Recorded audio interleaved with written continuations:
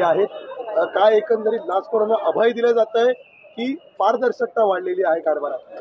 हे बघा, देशामध्ये म्हणा किंवा राज्यामध्ये म्हणा की आता पारदर्शकता वाढलेली, याचाच अर्थ असा होतो की 16% ज्यावेळेस लाचखोरी घडते त्याचा अर्थ असा होतो की सरकारने केलेली कामं, लोकप्रतिनिधींनी ठेवलेलं लक्ष आणि अधिकाऱ्यांनी केलेले सहकार्य, याच्या तिघांच्या त्रिसूत्री कार्यक्रमामध्ये निश्चितपणाने चांगलं काम झाल्यामुळे या ठिकाणी हा जो रिपोर्ट आपल्याकडे आला आहे 16% कमी होण्याचा, तो सिद्ध करतोय की सरकारने चांगलं काम केलं।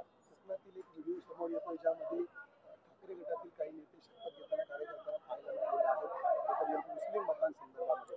हे बघा, आपण मुंबईमध्ये पण नजर टाकली तर आता 3 आमदार हे मुस्लिम मतदारसंघातून त्यांचे निवडून आले। त्याच्यामध्ये भायखळा असेल, बांद्रा असेल, या ठिकाणी त्यांनी मुस्लिम लोकांच्या भरोश्यावर आपले 3 आमदार निवडून आणलेले। लोकसभेमध्ये ते चित्र होतं, त्याच्यामुळे निश्चितपणाने त्यांनी हिंदुत्वाचा मुद्दा सोडलाय, त्यांनी मराठी माणसाच्या न्याय हक्काचा मुद्दा सोडलाय।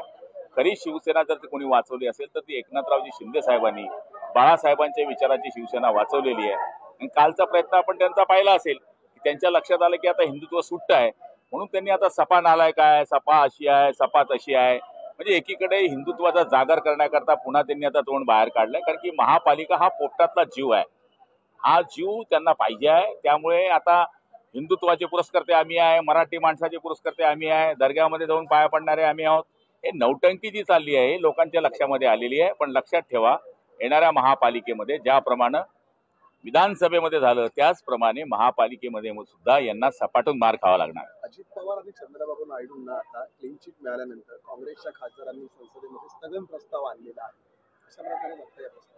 हे बघा, आता विरोधकाचं कामच आहे ते, शेवटी स्थगन प्रस्ताव काही सरकारने स्थगिती काही सरकारने दिलेली नाही। ज्या एजन्सीने स्थगिती दिली किंवा ज्या कोर्टाने स्थगिती दिली त्यांना त्याच्यामध्ये काही निघालं नसेल म्हणून तो निष्पन्न झाला आहे।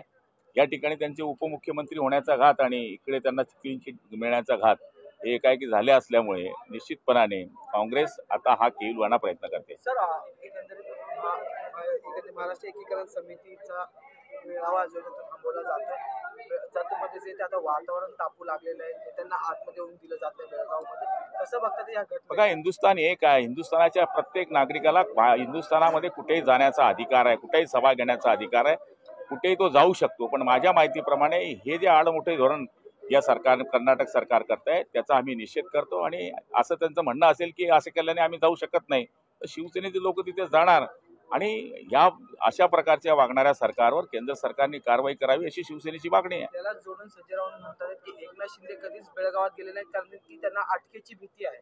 हे बघा, एकनाथ शिंदे हे ज्यावेळेस बेळगावचं आंदोलन झालं तर 6 महिने जेलमध्ये छगन भुजबळ साहेबांबरोबर राहिलेले हे त्यांना माहीत नसेल। आणि त्यावेळेस संजय राऊतांच्या हातामध्ये फक्त पेन होता, तोही बिना शाईचा होता, त्यामुळे त्यांना या गोष्टी काय माहिती असणार आहे।